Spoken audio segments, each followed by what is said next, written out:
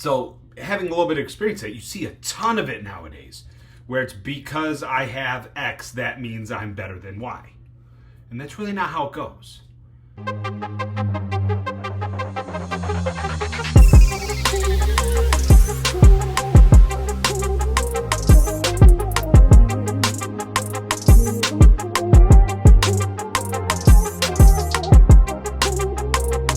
Welcome to the Motivation Station podcast. I'm so happy you're here today. Hopefully you'll find this message amazing. Today we are talking about pride. Talking about pride today because, and no, I'm not talking about Pride Month or pride events. I'm talking about pride. Like, I have a ton of pride. The amount of things you might have pride in that can be maybe affecting you a little differently than you probably think it should, or than you will admit that it is. There's a key there, big knowing the difference. So, wanted to hop on here today, give you guys this amazing message, because I just finished this book while on vacation. While I was in Orlando, and it really kind of hit me, so I bookmarked a few things to read to you out of this book. I just finished my third book in January. This is actually my first book in February. Finished 3 books in January on my goal to 25 this year, and already finished one in February here. It's only 3 days in. But I found that I like reading while flying on planes now. So that's quite nice. Nevertheless, here we go. I'm starting to ramble. So we're going to get into this. But first, let's hear from our friends at ShankIt Golf. Do you like this shirt? I love this shirt. It feels so nice. It looks like pool liner. It gives me summer vibes in the middle of winter and puts a big smile on my face. It gives me that calm, relaxed energy. Head over to ShankItGolf.com. You can get a shirt just like this along with a bunch of other unique golf polo shirts. I have this shirt. I have a banana shirt. And if you've tuned into this podcast, you've already seen the donut shirt.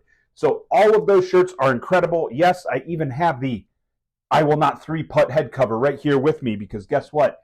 I used to 3-putt. I got the head cover. It reminds me not to 3-putt, and I make wiser choices while I'm on the green. So head over to ShankIt Golf. There's a link below in the description. Use the code MFD15 at checkout to save 15% on your order. I appreciate it. The channel appreciates it. ShankIt Golf appreciates it. And your golf game and style will appreciate it. And we're back. So as I mentioned already in the intro, we are going to talk about pride today and how pride can be, Pride can lead to a lot of not nice things. It can lead to some things like I'm very happy that you are confident and you have pride in what you do. However, the pride can delude a lot of things and can really throw that coat or that sheet over the eyes of what you really are, who you really are, what you should feel, what you should act, how you should act, who you should treat the way you treat. And really, is that the way you should be living with that much pride? So really, I mentioned earlier, I finished this book called Ego is the Enemy by Ryan Holiday. I highly recommend you read this book. There's 3 parts to this book.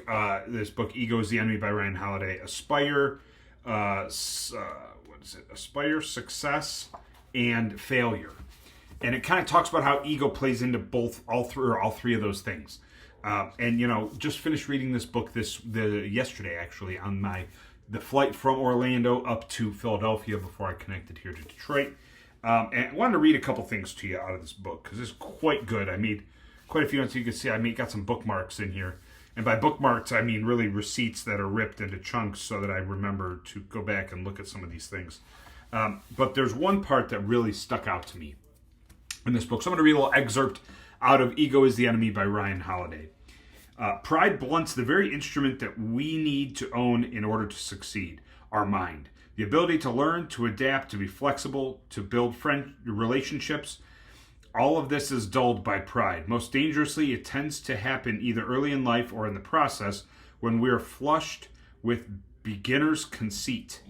Only later do we realize that bump on the head was the least of what was risked. Pride takes a major accomplishment takes a minor accomplishment and makes it feel like a major one. It smiles at our cleverness and genius as though what we've exhibited was merely a hint of what ought to come. From the start, it drives a wedge between the processor and reality, subtly and not so subtly, changing her perceptions of what something is and what it isn't. It is these strong opinions, only loosely secured by fact or accomplishment, that send us careering towards delusion or worse. Okay, so why did that stand out to me? That right there stood out to me. The main reason that stood out to me was because, how many times do we get so prideful in what we do? To the point of arrogance, to the point of I'm better than everyone because I'm good at this, and I know I'm good at it, and you know I'm good at it, and therefore I'm prideful in the job I do at it, and therefore since I do that well, you must stink at it because I'm amazing and you're not. These are all the funnels that it leads down, right? And so just conceptualizing the word pride and how I'm very prideful that in some of the things I do. I feel like I'm a good golfer. I have a lot of pride in my golf game.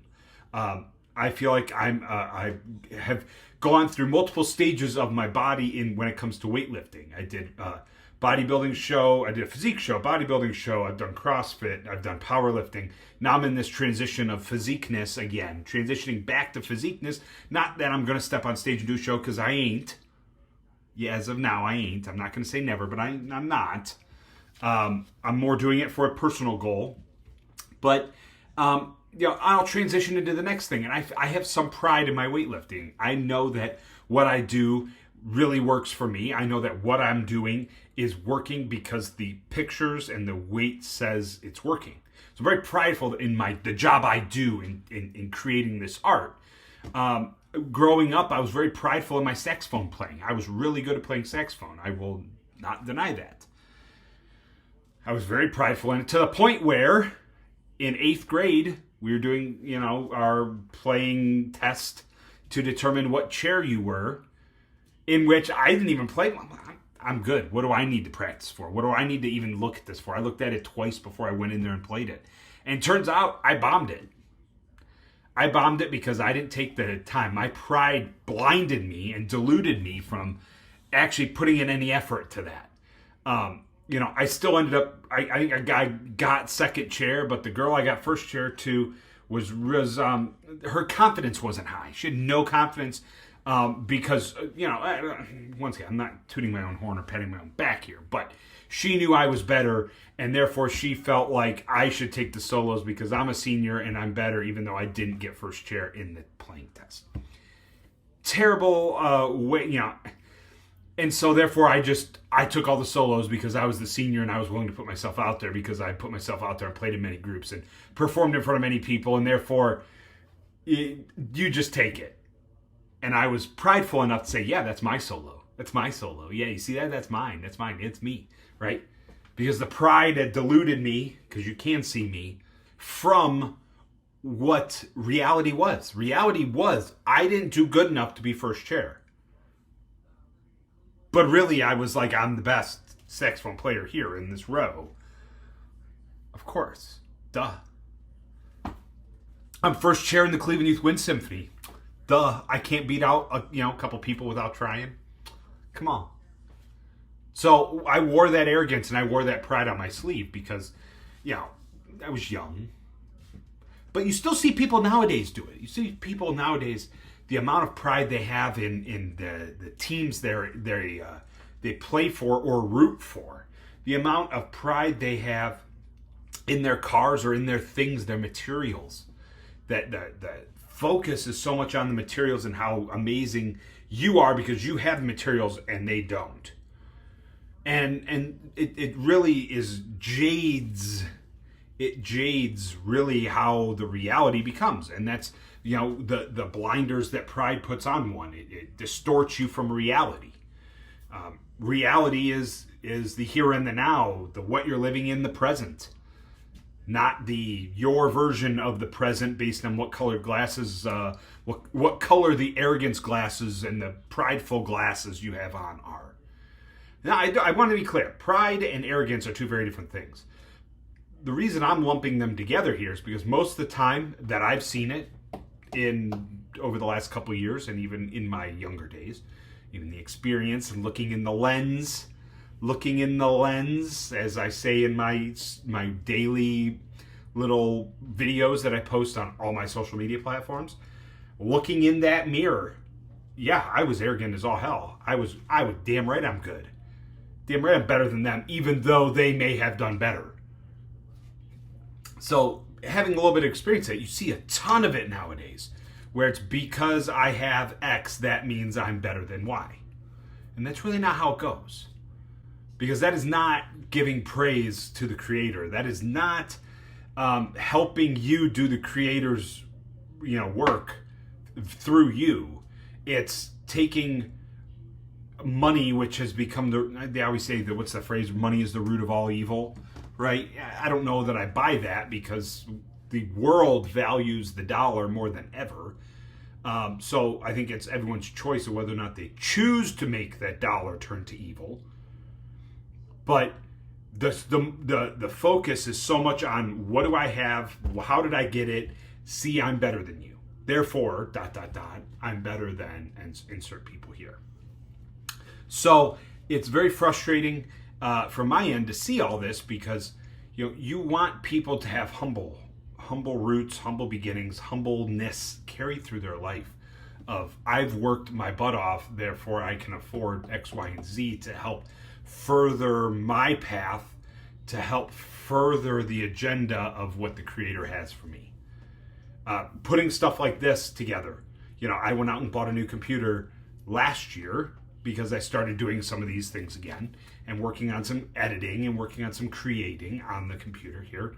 And I worked my butt off to be able to go and afford the computer and not have to have a monthly payment on it, right? So for me, it's, and I'm using this computer, for example, to do the work that I'm called to do. So all of these uploads, I've put out there before that I'm feeling called and feeling led by my creator, by the creator, to inspire the uninspired. And so I'm utilizing that as part of my vessel and part of my repertoire to be able to do the work I'm called to do. And be a tool for me to give you a message, to give you the best information and the inspiration, to help become one person that was uninspired today, become one more person inspired, to tap into their better potential and own their life through the creator. And if, I don't take a ton of pride in the fact that I've got a couple things, because I see them as tools to help me do what I'm led to do. If I thought it was amazing, I'd be, hey, did you hear about that I got? Did you hear about my new this? Hey, guess what? Guess what I got? No, you don't. I don't ever do that. And I don't do that because materials don't help fulfill my path of inspiring the uninspired. They might aid as tools, but they ain't the tool. They ain't the tool that's all of a sudden going to turn 5 people from being uninspired to 5 people that are inspired. And pride is something that puts blinders on people, from doing what they need to do on the path they're on.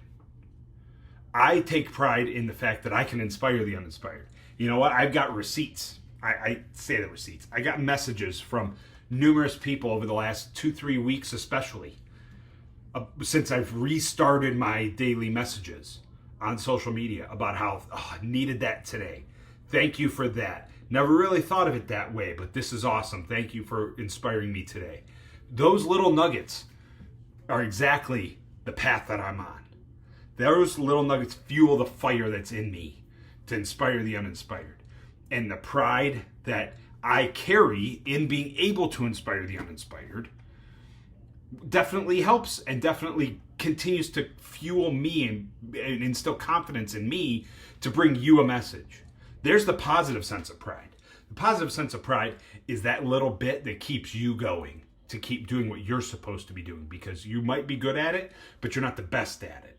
So I know I'm good at inspiring the uninspired. I'm not great at inspiring the uninspired. I'm not phenomenal at inspiring the uninspired, because I've just started this journey over the last handful of months, really giving 120 in delivering messages to the uninspired. So now that I've been doing it for the last, month-ish, this is episode 6, I think. So at least 6 weeks that I've been putting this out, right? But I've been doing it every day, something every day over those 6 weeks. And I tell you something, the rewards are tenfold. And each week I get better. I get better at delivering a message. I get better at talking on camera. I get better every day that I post a new message, right? Every day is a repetition towards getting better and honing the craft and owning my pathway to leading you, the uninspired, to those, the inspired. So don't let pride of things and pride of materials and pride of of insert whatever you think you're so amazing at and nobody else is good at. Throw that out the window. Be a little humble. Throw that arrogance in the trash, along with your ego, along with your cockiness, and grab that slice of humble pie. Grab the slice of humble pie. Take a big bite of that delicious, sweet humble pie, and really work on what you need to work on in being a better human, on the path that the Creator has for you. Each day you should be doing something on the path that the Creator has put you on. There's a reason we're all here in this world. I think I saw the stat the other day. 1 in 300 trillion are the odds that we are here today. Each one of us is here today. 1 in 300 trillion. Utilize the gift that you have, which is being here. Each one of us has a gift. Utilize that gift today. Really, take one day at a time. Focus on one thing at a time. And small steps is great distances. Each step you go gets you closer to that next goal. What's that next goal for you is completely personal. It is completely between you. If you have a team of people, you and your team. And if it's a personal goal, it's a personal thing, it shouldn't matter to anyone more than you. So I work on my stuff each and every day. Clearly, I put messages out each day. I hone my craft each morning. I go and I walk at 4:30 a.m. I do at least 30 minutes of walking and doing research and listening and getting the little bit of nuggets to tweak my mind to be the best me today and really help me impart more effort into everything I do that is leading me on the pathway to incredible. So take that today. Go and really hone your craft, own your life, own the path you're on, and stick to it. It's going to be hard. It's not going to be easy. But you know what? You're probably going to hit a lot of haters and a lot of naysayers and a lot of, but it's not cool. Doesn't matter if it's cool. You know why it doesn't matter if it's cool? Because if Bobby, Susie, Timmy, Tommy, Mary, and Bobby all think you're lame for being on the path you're on, you're doing something right. Because they wish they had a path like you have. Maybe not the path you're on, but they wish they had a path just like you have a path. Just like you're feeling called to do something. So take all of that, bundle it up, turn it sideways, and push it forward to the next goal that you're willing to really put your foot down and strive towards. Thank you all for tuning in today. With much love, peace, love, and happiness, the Matt Freakin Deakins is out.